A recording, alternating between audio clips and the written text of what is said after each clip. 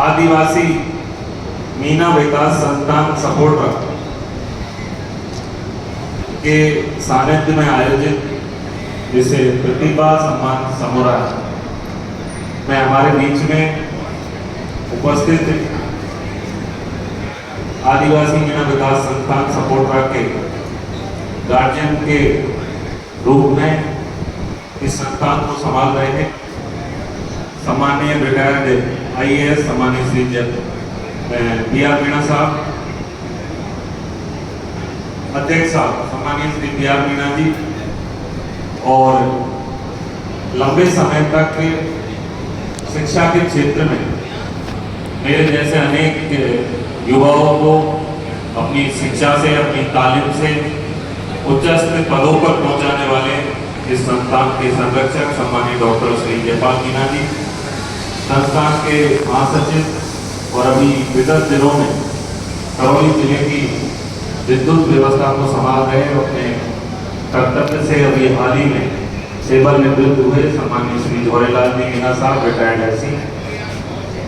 आज इस मंच में हमारे बीच में पूर्व IAS सम्माननीय श्री कुलदीप मीणा जी, पूर्व DO सम्माननीय श्री सियाराम मीणा जी, हमारे मध्य में ही सम्माननीय हमारे करौली जिले में एडिशनल SP के रूप में पुलिस विभाग की कमान संभाले हुए सम्माननीय श्री मुन्ना राम जी, सम्माननीय श्री जो भी मंच पे सभी बैठे हुए सभी सम्मानित जन, इस कार्यक्रम में यहाँ उपस्थित होने वाले सभी जो प्रतिभावान बच्चे थे, शायद अब वो जा चुके हैं, कुछ उनमें से एक दो रहेंगे होंगे, तो सभी उनके गार्जियन, अभिभावक, दूर दराज के गांव से सब जगह से आए हुए समाज के सभी प्रतिष्ठित लोगों, सभी सम्मानित जन, इस कार्यक्रम में आप सब ने पूर्व वक्ताओं की अपनी बातों को आपने सुना और निश्चित रूप से इन बच्चों को जो आज यहाँ सम्मानित हुए, उन सम्मानित बच्चों में साथ में ही दो अभी हाल ही में सिविल सर्विसेज की परीक्षा में चयनित होने वाले दोनों प्रशांत जी जो मामचारी से है और विकास जी जो डाबरा से, दोनों साथी युवा साथी जो अभी हाल ही में सिविल सर्विसेज में चयनित हुए, इन दोनों ने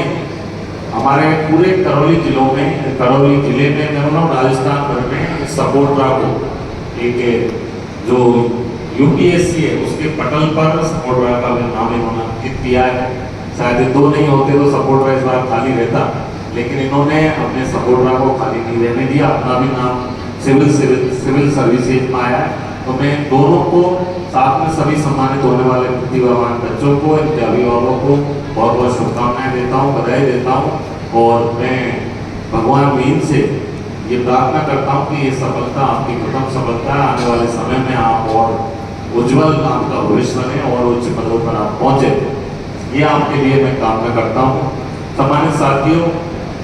अभी हमारे बीच में मैं अभी मुन्ना राम जी की मैंने आपके सामने बात रखी,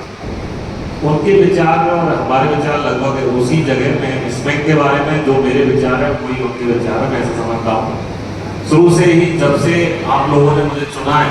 और उससे पहले भी जब मैं विधायक नहीं था तब भी मैंने पूरी विधानसभा के अंदर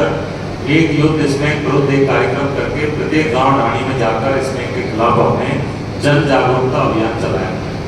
और चलाने के पीछे स्पष्ट मन था कि आम जन को इस नशे के जो आने वाले समय में गंभीर परिणाम है उनके बारे में बताना, लोगों को जागरूक करना।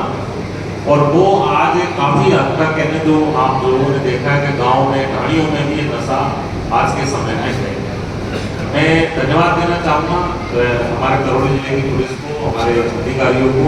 कि उन्होंने बहुत सख्ती के साथ में इस पर कार्रवाई की है, जिसके आपने आए दिन अखबारों के माध्यम से, मीडिया के माध्यम से भी आपने देखा है। लेकिन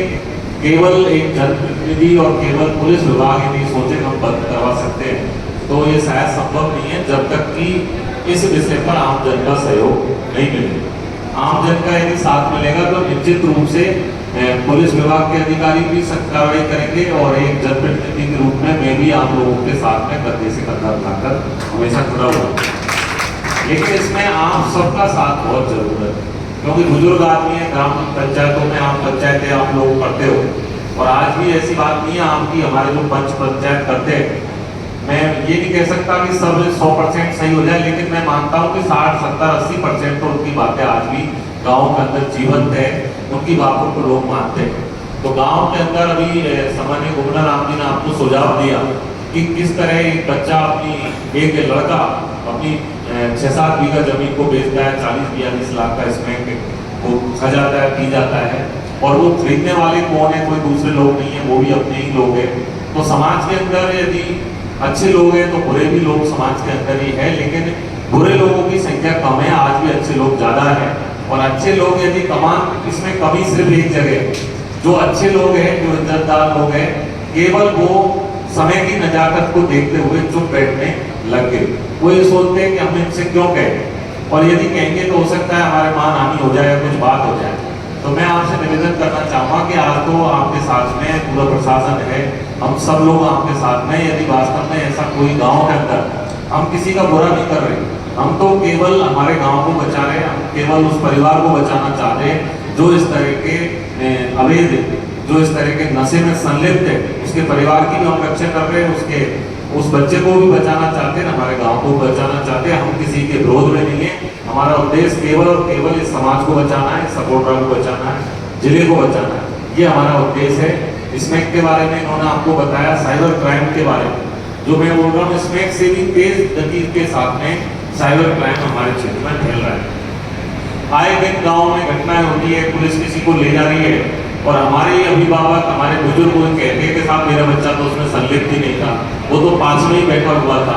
तो हमारी ये कहीं कहीं ड्यूटी बनती है। मैं एक आपको बताना चाहूँगा, रात में, क्योंकि एक जिम्मेदारी के तौर पर मैं बहुत सी बार रातों में जाता हूँ, तो मैं देखता हूँ गाँव के बाहर आप जैसे निकलोगे, किसी भी गाँव के बाहर, तो गाँव से किलोमीटर की दूरी पर आपको 5-10 लड़के मोटरसाइकिलों पे बैठे हुए, हाथ में सिगरेट, हाथ में कैन आती है,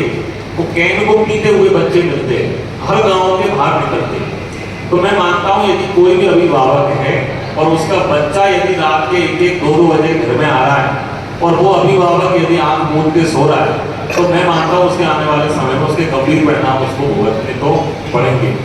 और हर गांव के अंदर देख सकते हैं हम, केवल ये है कि हम अपनी जिम्मेदारियों से बचना चाहते हैं, हम आंख मूंद के सोने से केवल जिम्मेदारियों से बच नहीं सकते, हमें कहीं न कहीं तो बच्चों को, हमारा बच्चा है उसे पूछना तो पड़ेगा, भैया 1 बजे तुम कहाँ से आ रहे हो, ऐसा कौन सा काम है तेरा जो रात को 1 बजे तेरा काम हो रहा है। लेकिन समस्या ये है कि हम हमारे संस्कार कहीं न कहीं इतने कम पड़ गए कि हमारी हिम्मत नहीं हो रही हमारे बच्चे से पूछने कि रात के 1 बजे तुम आप कहाँ से रहे। आप सोचो इस बात को, यदि कुछ ऐसे लोग हैं, तो हमारे क्षेत्र में ऐसे भी लोग हैं जो गांव ढाणियों से, कहाँ डाबरा, मामचल, यहाँ से एक सामान्य जनजीवन से, जो रोज अपनी भैंसे, अपनी गाय, अपनी खेती की कुमारी करते करते यदि यूपीएससी को सेलेक्ट कर देता है, यदि यूपीएससी को हिट करता है, वहां से निकल कर आता है, तो मैं मानता हूं कि हमारा क्षेत्र में आज भी कोई प्रतिभाओं की कमी नहीं है। कमी तो केवल इस बात की है कि हम उस रास्ते पे अभी जितने भी लोग यहाँ बता रहे, 2 बातें होती है, मैं थोड़ा सा इनकी बात को आगे बढ़ाना चाहूंगा। 2 बातें है, शिक्षक, एक शिक्षक वो होता है जो बच्चों को शिक्षा देता है, तामील देता है। जैसे यहाँ जितने भी, मैं मानता हूँ यहाँ जितने भी लोग ये बैठे हुए, ये सब इनको एक शिक्षक मान सकते हो आप। ये आपको एक तरीके से एक चीजें ये बता रहे हो, बच्चे तो जा चुके हैं, तो मैं अभिभावक के तौर पर आप लोगों के सामने शेयर कर देता हूँ कि यदि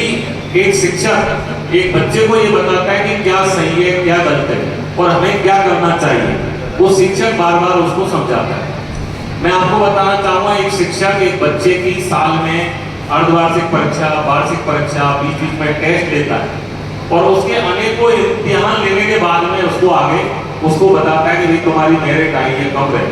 तो इस जीवन में 2 तरह के शिक्षक होते हैं। एक शिक्षक वो जिनको प्रत्यक्ष रूप से हम देख रहे हैं, आज इनको सबको आप शिक्षक मान सकते हो, ये भी एक शिक्षक है। एक शिक्षक वो है जो कभी भी समझाता नहीं है, वो केवल डायरेक्ट इम्तिहान लेता है, इम्तिहान लेने के बाद में जो सजा होती है उसके बाद में व्यक्ति खुद समझता है, और उस शिक्षक का नाम है समय, टाइमिंग। जैसे एक रोड जा रहा है एक पहाड़ी की तरफ, ऊंची नीची पहाड़ी है, घुमावदार पहाड़ी है, बाहर एक बोर्ड लगा हुआ है और उस बोर्ड पर लिखा हुआ है कि आगे घुमावदार पहाड़ी है, वाहन धीरे चलाइए। तो जो साइन बोर्ड लगा है वो हमारा शिक्षक है, वो हमें बता रहा है। अब बहुत से लोग उसको देख के जा रहे हैं, तो वो तो गाड़ी स्लो करते हैं और आराम से रास्ते से गुजर जाते हैं। लेकिन बहुत से लोग ऐसे होते हैं जो उसको देखने की आवश्यकता नहीं है, सीधा पहाड़ी में जा रहा है, आगे जाके एक्सीडेंट हो जाता है, हाथ पैर टूट जाते हैं जब उसके समझ में आती है। तो जो दूसरा वाला शिक्षक है वो टाइमिंग है, वो समय है। तो समय ऐसा शिक्षक है जो किसी को समझाता नहीं है, वो सीधी इम्तिहान लेता है, परीक्षा लेता है, और हाथ पैर टूटने के बाद में खुद व्यक्ति के समझ में आता है कि मैंने क्या गलत किया। और शिक्षक जो सामने बैठे ये वो शिक्षक है जो बार बार आपको अलार्म कर रहे हैं, आपको समझा रहे हैं कि ये नशा, ये साइबर क्राइम, ये ऐसी चीजें जो आने वाले समय में हमारा सबका विनाश करने के लिए खड़े हुए। आने वाला समय में तो पिछली बार यहाँ इसे धर्मशाला के अंदर भी आपके बीच में बोला कि ये चुनाव तो हो गया और बन गए,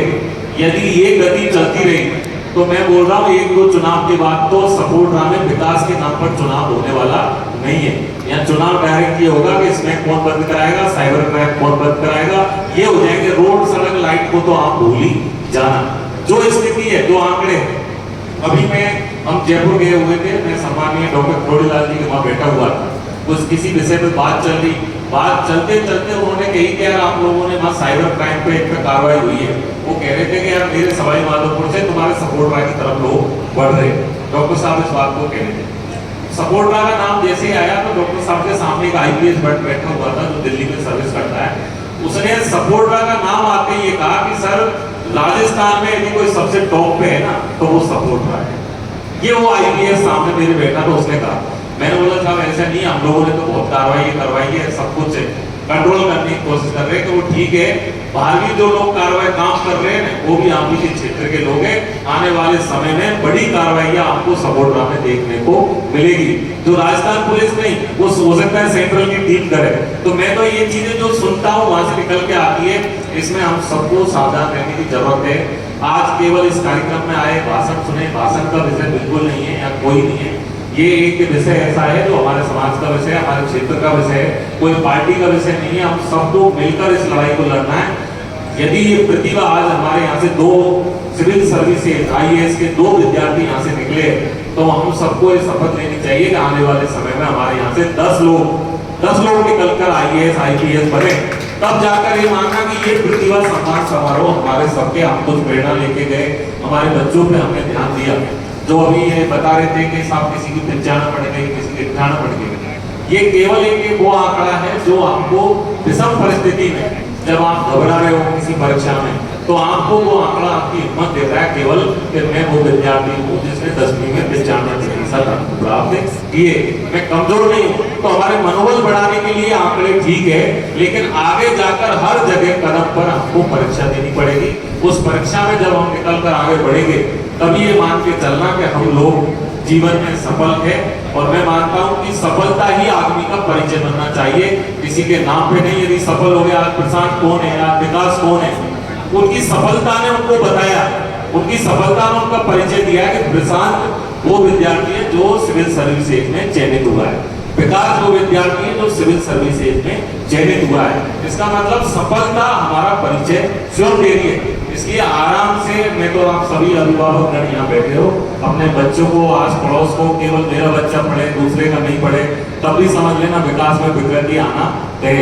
मैं सोचता हूँ मेरा बच्चा पढ़े, मेरे साथ में सबके बच्चे पढ़े, अच्छी तामील ले, समाज सुधरे, लोग आगे बढ़े। यही आप सबसे मेरे सामने निवेदन है। आप सब इस कार्यक्रम का हिस्सा बने, हम लोगों को बुलाया। आप सबका बहुत बहुत धन्यवाद। राम राम।